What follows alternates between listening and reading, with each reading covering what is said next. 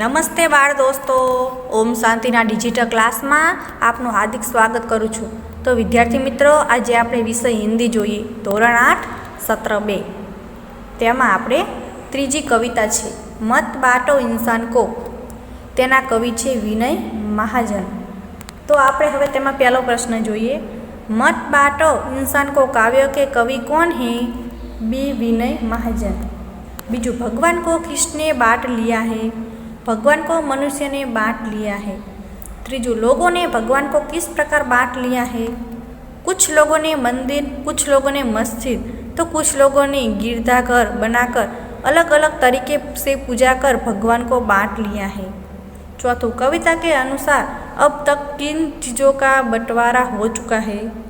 कविता के अनुसार अब तक मंदिर, मस्जिद, गिरजाघर के रूप में भगवान का सागर का और धरती का भी बंटवारा हो चुका है.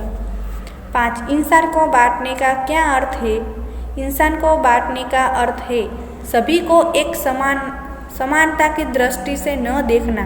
ऊंच नीच, अमीर गरीब, जाति पाति जैसे भेदभाव के कारण लोगों में अलगाव का भाव आ गया है. मनुष्य केवल बाहरी स्वरूप पर ध्यान देते हुए मन की भावनाओं को अनदेखा कर देता है. इस प्रकार इंसान का बंटवारा हो गया है. 6. कवि किसे न बांटने की बात करते हैं? सी इंसान. 7. अभी राह तो शुरू हुई है, खाली जगह बैठी दूर है मंजिल. 8. उजाला कहाँ बंदी है? उजाला महलों में बंदी है. 9. उजाला को बंदी बनाने का क्या अर्थ है? उजाले को बंदी बनाने का अर्थात उसे अपने वश में रखना. यही कारण के ही अब धनवानों में घर में बिजली की रोशनी नजर आती है, परंतु गरीबों की झोंपड़ियों में वैसा उजाला नहीं दिखाई देता. 10. सूरज का संदेशा किसे नहीं मिला? सूरज का संदेशा घाटी और मैदानों को नहीं मिला.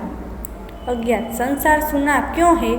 लोगों में आपसी प्रेम भाव के अभाव के कारण संसार सूना है. 12. कौन जल रहे हैं? प्यार के अभाव में जगत के लोग जल रहे हैं. 13. प्यार के अभाव में जगत कैसा है? प्यार के अभाव में जगत सुना सुना जलता हुआ रेगिस्तान जैसा है. 14. हरी भरी धरती को कौन सी परिस्थितियाँ रेगिस्तान में बदल सकती है? हरी भरी धरती को प्रकृति का रौद्र रूप, अकाल और भूकंप के तेज झटके रेगिस्तान में बदल सकते हैं. 15. चट्टानों की प्यार कैसे बुझाई जा सकती है?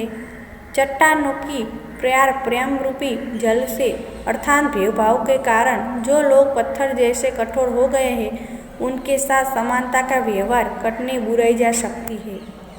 16. हर द्वार पर किसका पहला होगा?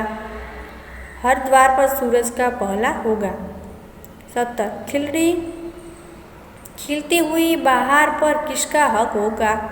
खिलती हुई बहार पर हर उदास आंगन का हक होगा. 18. किसकी मुस्कुराहट को कोई रौद्र नहीं पाएगा? डी मौसम की. 19. यह कविता हमें क्या संदेश देती है? यह कविता मनुष्य को सभी प्रकार के भेदभाव को भुलाकर मिलजुल कर रहने का संदेश देती है. लोगों को विश्व बंधुत्व की प्रेरणा देती है. सारा संसार एक है. हमें सभी प्रकार के भेदभावों को भुलाकर एकता की दृष्टि से इस संसार को देखना चाहिए. निम्नलिखित शब्दों को शब्दकोश क्रम में लिखिए. पहलू प्यासी, आंगन, सागर, इंसान, बितान, ऊपर અને रेगिस्तान. तो जवाब છે आंगन, इंसान, ऊपर, प्यासी, रेगिस्तान, बितान, वितान અને सागर. પછી છે मंजिल, घाटी, गिरजाघर, मुस्कान, चट्टान, उदास અને बंदी. तो जवाब આવશે उदास, गिरजाघर, घाटी, चट्टान, बंदी, मंजिल અને मुस्कान. 21. निम्नलिखित काव्य पंक्तियों का भावार्थ बताइए. पहलू अभी रात तो शुरू हुई है, मंजिल बैठी दूर है. उजियाला महलों में बंदी, हर दीपक मजबूर है. तो एनो जवाब में काव्य पंक्ति में लोगों में समानता की भावना फैलाने की अभी सिर्फ शुरुआत हुई है। उसका लक्ष्य बहुत दूर है। उसके लिए बहुत प्रयत्न करने होंगे। बिजली की रोशनी सिर्फ धनी लोगों के घरों में है। गरीबों की झोंपड़ी में दीपक का ही उजाला है। बीजू, रौद्र न पाएगा फिर कोई मौसम की मुस्कान हो। धरती बाटी सागर बाटा, मत बांटो इंसान को।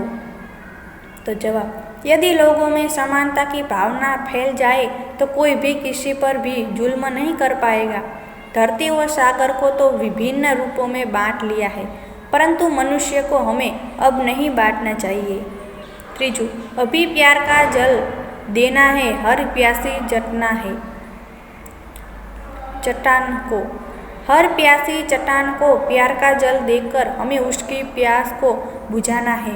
यहाँ पर प्यासी चट्टान भेदभाव के कारण कठोर हो चुके लोगों को कहाँ गया है। 22 काव्य पंक्तियों पूर्ण कीजिए। पहलू, मंजिल मस्जिद इंसान को। मंजिल मस्जिद गिरजाघर ने बांट लिया भगवान को। धरती बांटी सागर बांटा, मत बांटो इंसान को। बीजू, साथ उठे मुस्कान को। साथ उठे सब तो पहरा हो सूरज का हर द्वार पर। हर उदास आंगन का हर हक हो। खिलती हुई बहार पर रौद्र न पाएगा फिर कोई मौसम की मुस्कान की। 23 अपूर्ण काव्य को पूर्ण कीजिए। रात होने पर मैं निकलता, सबको देता हूँ शीतलता। रात होने पर मैं निकलता, सबको देता हूँ शीतलता। साथ रोशनी नहीं लिए हुए वेश मौन था, साधु सा की हुई। नींद का संदेश भेजता हुआ, स्वप्न भूमि पर बिखेरता हुआ। 24वां समानार्थी शब्द लिखिए। राह तो मार्ग, उजियाला तो रोशनी, बंदी तो गुलाम, वितान तो अवकाश, मंजिल तो लक्ष्य, मजबूत तो विवश, धरती तो पृथ्वी, पहरा तो सुरक्षा, चट्टान तो शिलाखंड, रौद्रना तो कुचलना, रेगिस्तान तो मरुस्थल। 25 विलोम शब्द लिखिए। धरती तो गगन, प्यार तो नफरत, उजाला तो अंधेरा, सूरज तो चांद, ऊपर तो नीचे, शुरू तो अंत। 26 धर्म और उसे धर्मग्रंथ की जोड़ मिलाइए।